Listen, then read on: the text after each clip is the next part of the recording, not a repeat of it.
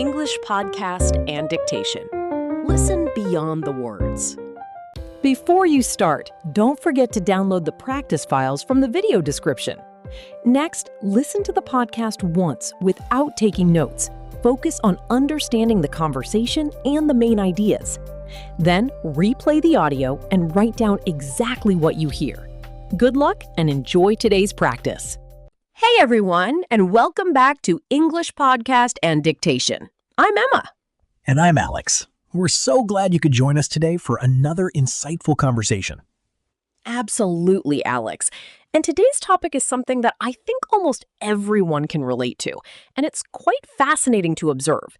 How different generations choose their vacations. Oh, this is a brilliant topic, Emma. I've definitely noticed some stark differences just within my own family. My grandparents, my parents, and then my generation and younger, it's like we're all speaking different travel languages. Right? It's not just about where we go, but how we plan, what we look for, and even what we consider relaxing or adventurous. So let's kick things off with you, Alex. What's your typical vacation planning style? And how does that compare to, say, your parents? That's a great question. For me, my vacations are usually about exploration and immersion. I'm less about the all-inclusive resort and more about finding unique local experiences, trying new foods. And often, I prefer a bit of an active trip. Think hiking, city exploration, maybe even a language course abroad. Very hands-on. Exactly. And I'll spend hours researching online, reading blogs, watching vlogs, looking for those hidden gems. I'm a big user of travel apps for booking flights, accommodation, and even finding local events. My parents, on the other hand, are definitely more about comfort and established itineraries. They like a good hotel, reliable transport, and often a package tour where everything is prearranged. That sounds very familiar. My parents, who are baby boomers, they love cruises. They just want to relax, have everything taken care of, and see multiple destinations without the hassle of constantly packing and unpacking. The idea of unplugging is also a big draw for them, meaning they want to disconnect from work and daily life. Unplugging is definitely a key word for older generations. For us, disconnecting from work might mean still checking emails sometimes, but it's more about escaping the daily grind. For them, it's a complete digital detox. I think the prearranged aspect is also key. They value reliability and peace of mind over spontaneous adventures. Absolutely. And I think that ties into their life experiences. Many of them grew up in a time with less access to information, so a trusted travel agent or a well-known tour operator was the go-to. They wanted certainty. Whereas for us, especially millennials and Gen Z, we thrive on the uncertainty, the flexibility, the thrill of discovering something ourselves. Thrive on uncertainty. I love that phrase. It really captures the spirit. I remember my grandma once told me about her first trip abroad, and it involved stacks of guidebooks, physical maps, and calling hotels from a landline to book. Now, I have all of that in my pocket, plus instant reviews and recommendations from strangers worldwide. It's a completely different landscape, isn't it? And that brings us to the millennials. I'd put myself firmly in that category. For us, travel is often about storytelling and experiences that look good on social media, I'm not going to lie. Totally. The Instagrammable moment is a real thing. It is.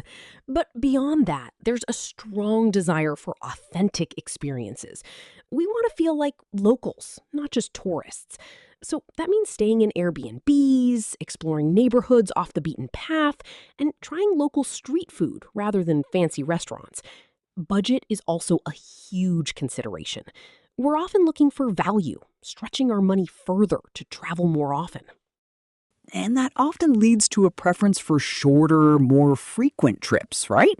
Instead of one big 2-week vacation, it might be several long weekends or a few 1-week trips spread throughout the year. Exactly. We're always chasing the next adventure, even if it's just a quick getaway. And I think that's partly because we've grown up with the internet constantly showing us incredible places. There's this FOMO, fear of missing out, if we don't experience these things. FOMO is definitely a generational marker. Now, let's talk about Gen Z, who are even younger. What are their travel habits looking like? Gen Z takes the digital influence to another level. TikTok is a massive source of inspiration for them. They're looking for hyper-curated, aesthetically pleasing experiences, often driven by trends. Think specific cafes, unique photo spots, or niche festivals that are blowing up online. So even more visually driven than millennials? Definitely. And sustainability is also a much bigger factor for Gen Z travelers. They're more conscious of their environmental impact and are often willing to choose eco-friendly options, even if they cost a bit more. Group travel with friends is also very common, partly due to budget, but also for shared experiences and content creation. That makes sense. They're often still in school or early in their careers, so budget is tight. And the group dynamic probably enhances the social media aspect too. Precisely. They're also very adept at finding deals and leveraging technology to their advantage.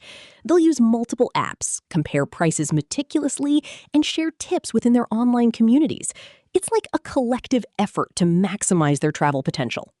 So we've got the traditional, comfort-seeking boomers, the experience-driven, social media-conscious millennials, and the trend-following, sustainability-minded Gen Z. Where does Gen X fit into all of this? They're kind of in the middle, aren't they? Gen X is often the bridge generation. They experienced a world before the internet fully took over, but they've also embraced technology. Their travel style can be a blend. They might appreciate the convenience of online booking, but still value a good travel agent for complex trips. I see them often balancing family responsibilities with a desire for personal escape. So maybe a family-friendly resort that also offers some adult-only activities? Exactly. They're often in the phase of life where they're traveling with kids. So family-centric destinations, theme parks, or educational trips are popular. But they also crave quality time, and maybe a bit of luxury if they can swing it, as they're often at a higher earning potential than younger generations. That's a good point about earning potential. Budget constraints definitely shape travel choices across all generations. But it seems like for younger generations, the desire for unique experiences often trumps luxury. They'll rough it if it means seeing something truly authentic. Absolutely. They're often willing to sacrifice comfort for a more profound experience, like sleeping in a hostel dorm if it means they can afford to bungee jump or go on a safari. Older generations might prioritize a comfortable bed and a private bathroom, even if it means fewer activities. That's a classic trade-off. It really highlights how values shift. What about the influence of current events? Like post-pandemic, have you noticed any generational changes in travel choices? That's a fantastic point, Alex. The pandemic certainly reshaped travel priorities for everyone, but perhaps in different ways across generations. For older generations, there's been a renewed emphasis on safety and health protocols. They're more likely to choose destinations with robust healthcare systems and travel insurance. And perhaps a return to more domestic travel initially, avoiding international complexities? Exactly. A preference for familiar environments and shorter distances. For millennials and Gen Z, I think the pandemic amplified the desire for meaningful travel. After being cooped up, there was an explosion of revenge travel, making up for lost time by seeking out those big bucket list adventures. Revenge travel. I love that term. It captures that pent-up energy. So it wasn't just about going anywhere, but going somewhere significant. Precisely. And there's also been a rise in remote work, which for some millennials and Gen Z has opened up the possibility of workations or even becoming digital nomads. They can travel for extended periods while still working, blurring the lines between vacation and everyday life. The digital nomad trend. That's a huge one and almost exclusively a younger generation phenomenon. My parents wouldn't even dream of trying to work from a beach in Thailand. Their vacation is about being off work entirely. Right. For them, work-life balance means a clear separation. For younger generations, it's more about integration or finding ways to make work fit into a desired lifestyle. This allows for longer stays in one place, which can be more immersive and cost-effective in the long run. That's a really interesting point about the blurring lines. It also means their travel budgets might be structured differently. They're not just saving for a 2-week break, they're budgeting for a lifestyle that incorporates travel. Absolutely. And this leads to different types of accommodation choices, too. While boomers might opt for hotels, younger generations might consider co-living spaces, extended stay Airbnbs, or even house-sitting opportunities to reduce costs and extend their trips. House sitting. That's definitely a niche I haven't explored, but it makes perfect sense for someone looking to live like a local on a budget for an extended period. Exactly. And it also plays into that desire for authenticity. You're not just staying in a sterile hotel, you're often living in a real home, in a real neighborhood, experiencing daily life in a way a typical tourist wouldn't. So it's not just about the destination, but the mode of travel and living while you're there. This is a profound shift. What about the role of travel agents? Do younger generations use them at all? Or is it purely DIY? That's a great question. For the most part, younger generations are DIY planners. They trust their own research, online reviews, and peer recommendations over a traditional travel agent. However, I've noticed a small shift recently. Oh, really? Tell me more. Yes, for very complex, multi-destination or highly customized trips, some millennials and Gen Z are starting to see the value in a specialized travel advisor. Not the traditional agent who just books flights and hotels, but someone who curates unique itineraries and offers insider access. So it's less about booking convenience and more about expertise and unique access. Almost like a travel consultant rather than an agent. Precisely. They're willing to pay for that added value, especially if it saves them hours of planning or gives them access to experiences they couldn't find on their own. It's a premium service for a specific type of trip. That's a fascinating nuance. It shows that while independence is highly valued, there's still room for professional guidance when the complexity level increases. Exactly. It's a targeted use of a service rather than a blanket reliance. Another thing that has changed significantly is how people prepare for a trip. Older generations might buy a phrase book or learn a few basic words. Younger generations are more likely to use translation apps or rely on universal gestures. And probably expect English to be more widely spoken, given the globalized nature of media. Definitely. There's a higher expectation of English being a lingua franca, especially in tourist hubs. But I think there's also a more casual approach to language barriers, trusting that technology or good old charades will get them through. That's true. My grandparents would have been mortified if they couldn't communicate properly. For them, it was about being prepared and respectful. For younger travelers, it's more about the adventure of navigating unfamiliar territory, even with linguistic challenges. Exactly. It's part of the authentic experience. The slight struggle to order food or ask for directions can become a funny story later rather than a source of anxiety. It's a mindset shift. And what about the post-trip experience? My parents would come back with photo albums and maybe a few souvenirs. What do younger generations do? Oh, it's all about digital content. Photo dumps on Instagram, TikTok montages, YouTube vlogs, blog posts, the whole shebang. The trip often lives on online long after they've returned, influencing others and solidifying their memories. So the sharing aspect is a much bigger part of the overall travel experience now. Massively. And it creates a continuous loop of inspiration and planning for future trips. Seeing friends' travel content often sparks ideas for their next destination. It's a very interconnected travel ecosystem. That's a great way to put it, an interconnected travel ecosystem. It really highlights how technology has not just changed how we travel, but why and what we value in the process. Absolutely. And it brings us back to the core idea that vacation choices are deeply intertwined with our generational values, technological fluency, and life stages.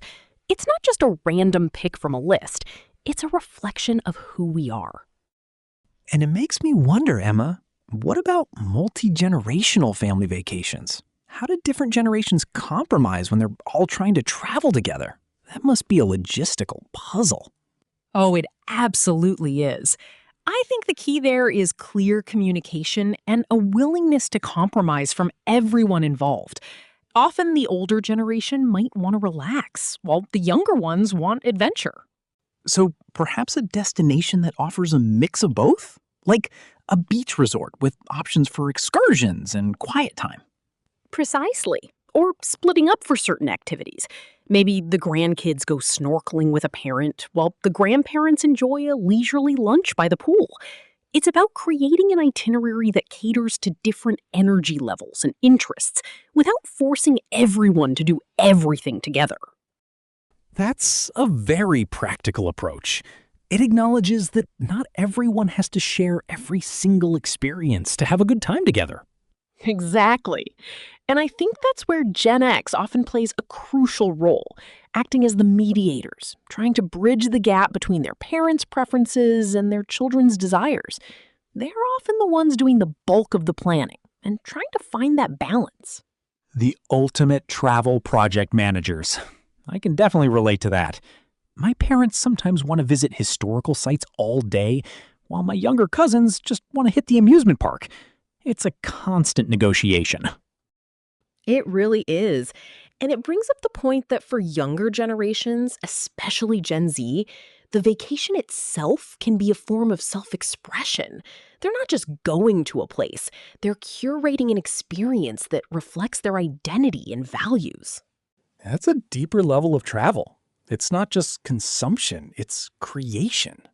Yes, it's almost an extension of their online persona, but in real life. The destination becomes a backdrop for their story. And for older generations, the value might be in the shared family memories, the quiet moments, or simply the change of scenery. So fundamentally, while the modes of travel have changed drastically, the underlying human desires for connection, novelty, and relaxation are still there, just expressed differently. Exactly. The core human need for a break, for exploration, for bonding remains constant. It's just filtered through different lenses of technological capability, cultural norms, and personal priorities shaped by our generation. And as the world continues to evolve, I'm sure these trends will keep shifting. Maybe Gen Alpha will be traveling in virtual reality or something. Wouldn't that be something? Imagine a completely immersive VR vacation. No packing, no jet lag, just pure experience. But I think there will always be a desire for physical presence, for touching, smelling, tasting a new place. I agree. The tactile experience of travel is irreplaceable.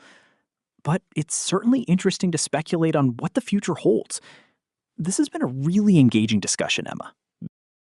Absolutely, Alex. It's made me think about my own travel choices and the influences behind them. It's not just about booking a flight, it's about a whole philosophy of leisure. Indeed.